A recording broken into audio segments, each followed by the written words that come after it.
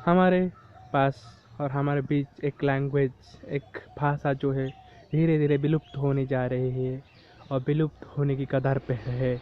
और उस लैंग्वेज की नाम है संस्कृत।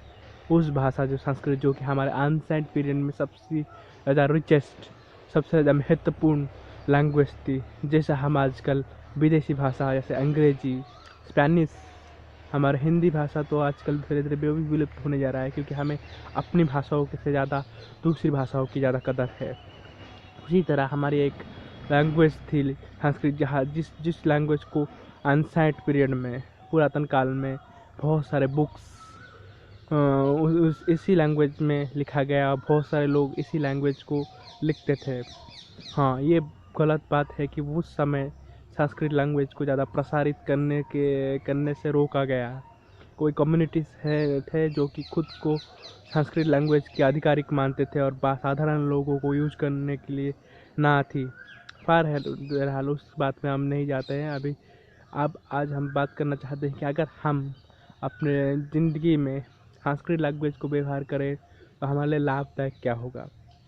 बहुत सारे मिथ्स और स्क्रिप्चरल मिथ्स है जो कि अंग्रेजों ने हमें बताया है कि आप जो कुछ भी विश्वास करते हो आपके एंशिएंट पीरियड के बारे में, बहुत सारे मिथ्स हैं। वो ऐसा क्यों बोले कि वो टर्किश हो या फिर अंग्रेजी हो, बहुत सारे बुक्स जो संस्कृत में थे उसको ट्रांसलेट करके अपनी लैंग्वेज में, बहुत सारे अंग्रेज मनुस्मृति एंड अदर्स पौराणिक लैंग्वेज को वो अपनी लैंग्वेज में ट्रांसलेट किए और बहुत सारे स्क्रिप्चर्स को वो जला दिए, जिससे कोई प्रामाणिक आधारित नहीं रहेगा कि हमारे पास वो सब जो ज्ञान थे उसको वो जला दिए। और वो खुद ऐसी इतिहास लिख गए जो कि आज भी हमें जब पढ़ते हैं तो हमें दुख लगता है कि हम क्यों इस तरह के इतिहास में जी रहे हैं जहाँ पर हम इतने ज़्यादा मर्माहत हुए हैं। हमारे माइंड सेट को कमज़ोर बताया गया है, हमारे चिंताधाराओं को कमज़ोर बताया गया है। वो जब हिस्ट्री है वो बेसिकली रिसर्च किया हुआ गया था, तो जो अंग्रेज हैं वही उस हिस्ट्री को बहुत सारे जो डॉक्यूमेंट्स हैं वो खुद दे चुके हैं, तो वो अपने हिसाब से लिखे हैं, क्योंकि खुद कोई तरह क्रिटिसाइज नहीं करेगा। हम भी क्यों ना हो, हम क्यों चाहेंगे कि हमारे ऊपर इतना ज़्यादा क्रिटिसाइज हो। तो हम थोड़े ऐसे लिखेंगे कि हम दूसरों को मैनिपुलेट करना, वही अंग्रेजों ने भी किया है कि वो खुद को थोड़ा बचा के दूसरों को मैनिपुलेट, दूसरे की माइंड सेट को मैनिपुलेट करने जैसी लिख के गए हैं, जिससे उनको पता चले कि हम बहुत सारा अज्ञानी थे और वो उनके आने के बाद हमें थोड़ी ज्ञान की प्रसार हुई। इस तरह वो अपने हिस्ट्री को बताए हैं। बहुत ज़्यादा उच्च हैं जो कि नहीं था।